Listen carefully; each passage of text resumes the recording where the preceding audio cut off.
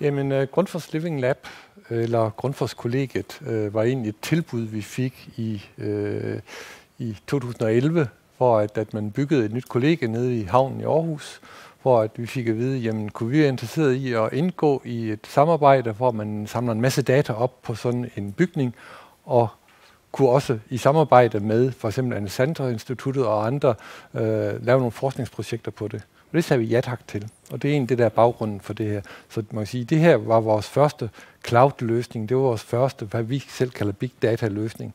Og i dag, hvis man kigger på datamængder, så er det ikke store datamængder i forhold til, hvad man ellers samler op.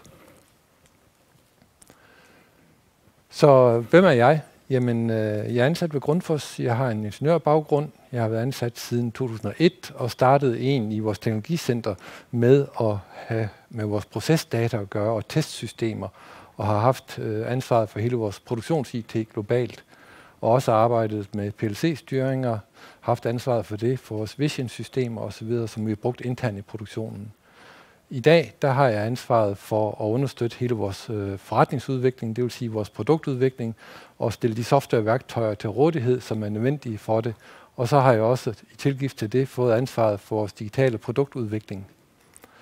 Og så er jeg en del af det, der hedder Microsoft IoT Leadership Forum, som er et forum, der blev startet for 3 år siden, hvor der er 14 virksomheder i verden, som er en del af det forum, og i samarbejde med Microsoft er med til at udvikle deres IoT-platform. Hvis man kigger på Grundfos i dag, jamen vores pumper, de består jo af enten enkeltpumper eller hele systemer. Og det der er vores udfordring, det er jo, at vi har elektronik i stort set alle vores produkter i dag. Det startede vi med allerede i 90'erne med nogle frekvensomformer. Så begyndte vi at putte noget mere software i og gøre dem mere og mere intelligente inde i systemet. Og nu kan de fleste af dem kommunikere, men mange af dem, så skal du enten have kabel på, eller du skal i hvert fald være tæt på, for at kunne kommunikere med dem. Og det er helt klart en udfordring, når vi kigger fremad. Fordi vores produkter, de har også den skavank, at de lever alt for lang tid. Og det vil sige, at vi siger generelt omkring vores produkter, siger vi 15 år. Men der er mange af vores produkter, der lever langt længere. Og det vil sige, jamen, hvordan håndterer vi det her? Og vi forventer egentlig, at den mekaniske udvikling, jamen, man skal selvfølgelig på, hvad man siger, men den kommer ikke til at gå ret meget længere omkring pumper. Vi har pint det ud af dem, vi kan. Så har vi puttet noget elektronik i, og kunne få endnu mere ud af det, puttet noget embedded software og få endnu mere ud af det. Og det er også ligesom, det når på et eller andet tidspunkt, hvor man siger, jamen der hvor vi kan få noget ud af det, det er enten ved at lave en overbygning på nogle datasystemer, eller ved at kan skifte det data, eller det programmer, der ligger ind i, med nogle nye algoritmer, og kan opdatere dem on the fly. Og det er noget af vores udfordring.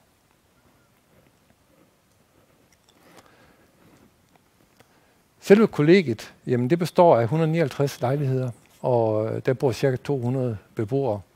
Det er jo også en anledning til noget med at have styr på sine metadata, fordi da vi begyndte at kigge på data, der var der nogle steder, hvor forbruget var meget større end andre lejligheder, indtil vi fandt ud af, at der var faktisk nogle lejligheder, hvor der boede 2 personer i.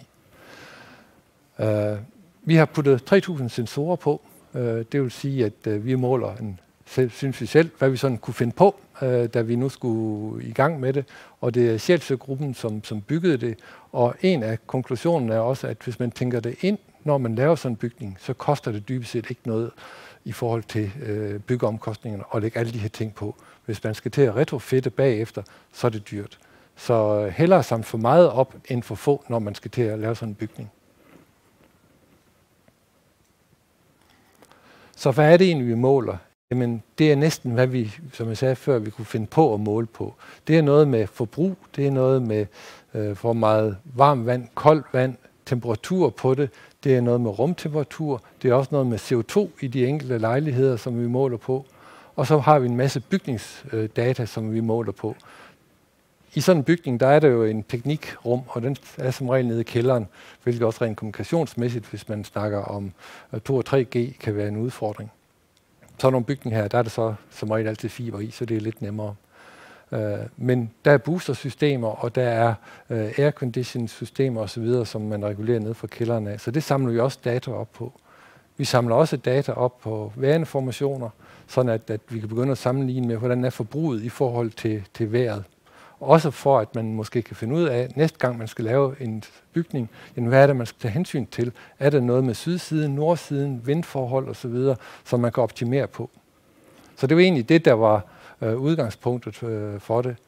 Og så havde vi behov for, at når vi laver produkter, jamen så ligesom alle andre, vi simulerer utrolig meget, fordi det er billigere, end det er at lave prototyper. Vi går også ind og sætter det op i testbænker og så videre. Og så har vi også, for vi er ude og lægge dem ud til nogle kunder, der bruger dem, og får nogle data tilbage.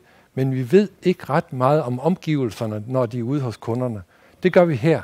Fordi her har vi egentlig, man kan sige, en masse data, som vi kunne samle op på én gang, og dermed også begynde at se nogle korrelationer, som vi ikke havde set tidligere.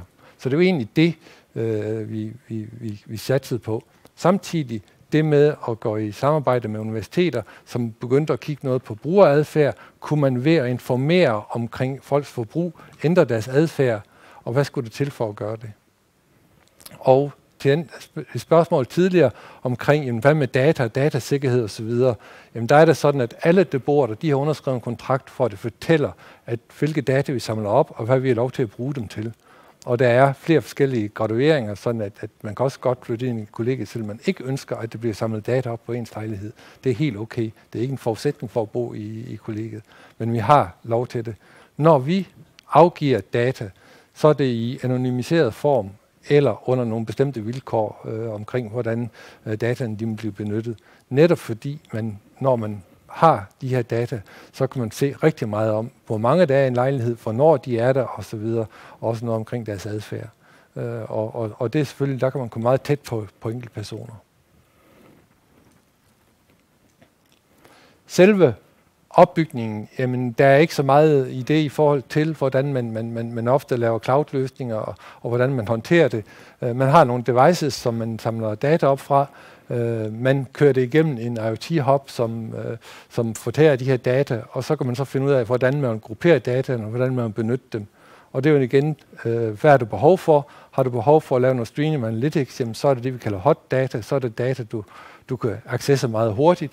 Der kan også være warm data eller cold data, alt efter hvilke typer rapporter og hvad det er, du ønsker at køre på det. Og price taggen på, hvad det er, man ønsker, der afspejler selvfølgelig, hvor meget man ønsker at bruge data, og både med hensyn til hastighed, men også med, hvor meget proceskraft man ønsker på dem. Vi har så været inde og se, jamen, hvad er det, vi kan levere data til, og det er netop til universiteter og samarbejdspartnere. Det er også til dem, der administrerer bygningen, så de kan få nogle informationer, så de kan bruge bygningen mere effektivt og drifte den mere effektivt. Det er også de enkelte beboere, så at de kan få noget at vide om, jamen, bruger jeg mere end dem, der bor ved siden af mig, og eventuelt, hvorfor gør jeg det, så man kan gå ind i det. Og så er det selvfølgelig Grundfos, hvor vi siger, at vi vil gerne have en masse information omkring det her. Vi kan sætte nye produkter ind, vi kan afprøve dem, og vi kan se, under hvilke vilkår de er blevet brugt, og også for at finde ud af, at nogle af de algoritmer, vi putter ind i vores produkter til at styre dem med, om de så også svarer til virkeligheden. Og det giver nogle gange nogle store overraskelser. Noget af det, vi så også har fundet ud af, det er faktisk, at vi kiggede meget på bygningen, men der er også noget uden for bygningen. Og det vil sige, at når man har et vis antal af sådan nogle i en by, jamen, så ved du faktisk noget om det anlægstryk. Du kan se, hvad temperaturen er på det vand, der kommer ind i bygningen. Du kan se trykket på vandforsyningen osv. Og det har vi faktisk brugt, fordi Aarhus fik faktisk et problem nede i Aarhus Havn, fordi den skal udbygges, og der skal laves mange store bygninger. Og det vil sige, at de rørføringer, de er lavet, de er jo voldsomt store. Og det vil sige, at flowet i forhold til rørdiameteren er ikke særlig stor. Og det betød så, at jamen, der aflejrede sig forskellige sedimenter i det, og når der så kom et træk på dem, så blev det vandet pludselig uklart. Ikke det var noget sundhedsskadeligt, men det kunne vi måle, fordi vi også nede i kælderen har et system, der måler både bakterieindhold, men også turbiditeten, altså hvor klart vandet er. Så vi kan faktisk også ud fra det her levere data til nogen, der er uden for bygningen. Så lavede vi en hackathon sammen med nogle af beboerne, fordi beboerne det er jo studerende, og der er heldigvis nogen, der er meget interesseret i data.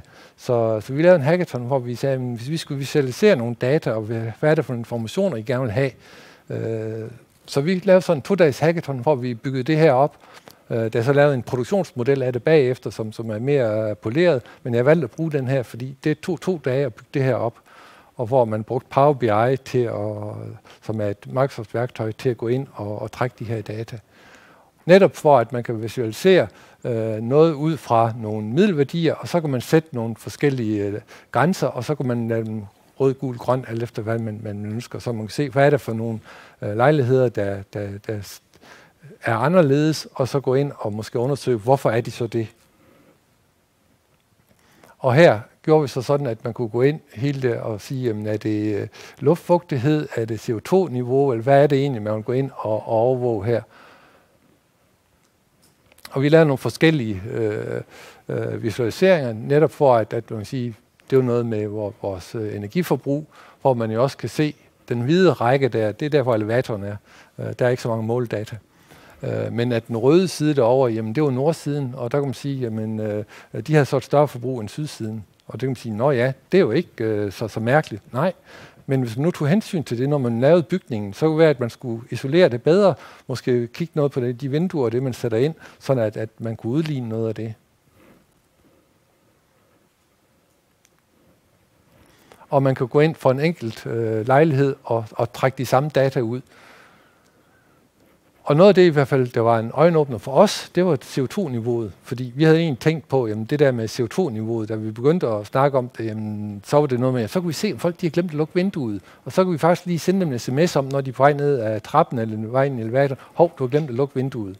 Det viser sig så, at CO2-niveauet den ændrer sig ekstremt langsomt i forhold til de målinger, vi har.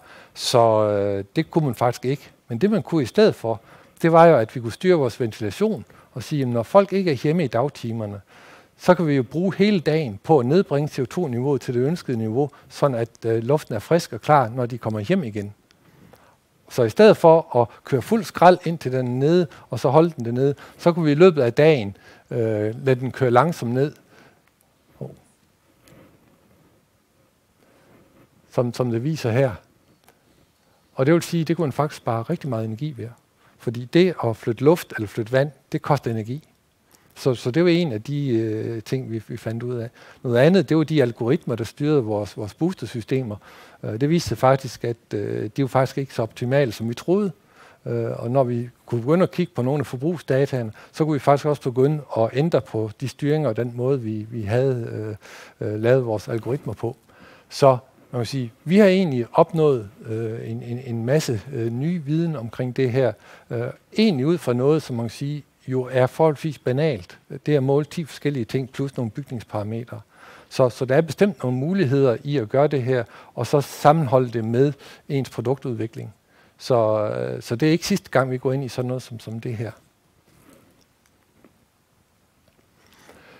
Vi er også kommet frem til, at Grundfos skal ikke lave Building Information Management systemer. Det har vi også fundet ud af. Det kan godt være, at det ligner lidt det her. Nej, det er ikke vores forretningsområde. Men vi kan lave nogle plugins, sådan de, der leverer de her systemer, at vi kan give dem de informationer omkring de produkter, vi leverer. Det er jo også en erkendelse rent forretningsmæssigt, at hvor er det, man skal positionere sig i sådan noget som det her. Der er masser på markedet, der har de her systemer, og det er ikke dem, vi skal konkurrere med. Vi skal i stedet for levere noget, de kan bruge, og som gør det nemt for dem at bruge det. Så det var en erkendelse. Så er der kommet en idé omkring den her comfort profile. Det der med, at hvis jeg nu har min egen comfort profile, jeg ved, hvor varmt jeg vil have mit brusevand. Jeg ved, hvor varmt jeg gerne vil have det i værelset, når jeg er der, og hvor varmt det skal være, når jeg sover. Hvis man kunne få sådan en profil, så hvis jeg tjekker ind på et hotel, så kan jeg bare aflevere min comfort profile, så har det værelse, jeg har lejet, så har det lige præcis, som jeg gerne vil have det. Også med hensyn til, hvordan lyset skal være osv. Så det var egentlig de idéer, der egentlig kom ud fra det. Så er der også noget med det der med branding, at bygningen overholder de krav og det, der er til nye bygninger, endda væsentligt under det der er. Og det er også noget af det, man som bygningsejer kan gå ind og sige, at vi har en grøn bygning, vi bruger ikke ret meget energi osv., og kan brande sig på den måde. Det var også en af de ting, der kom ud af det her. Og så igen det der med, at dem, der står for facility management, at de faktisk kan få noget ud af det. Også det, at vi overvåger vores boostersystemer, vi kan se, hvis de begynder at bruge mere strøm, og sige, jamen, skal vi ikke sende en serviceteknik ud til jer, fordi vi kan se, at i løbet af 3 måneder, så får du et problem, hvis ikke vi gør noget nu.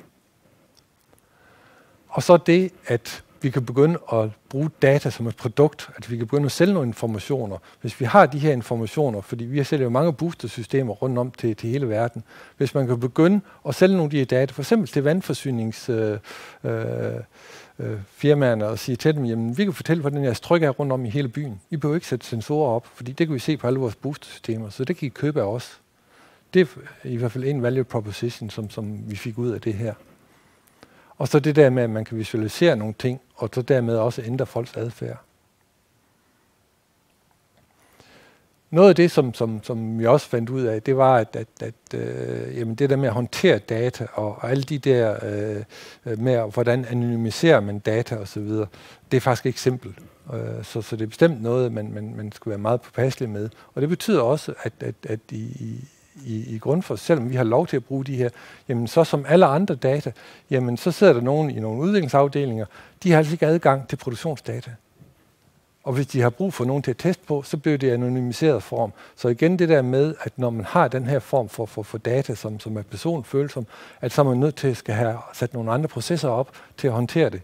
Og det var også noget, vi fandt ud af det her. Og nu kommer EU-lovgivningen jo bullerne, så vi har fået lov til at øve os på det her. Det var egentlig det, jeg havde valgt at fortælle. Nogle spørgsmål?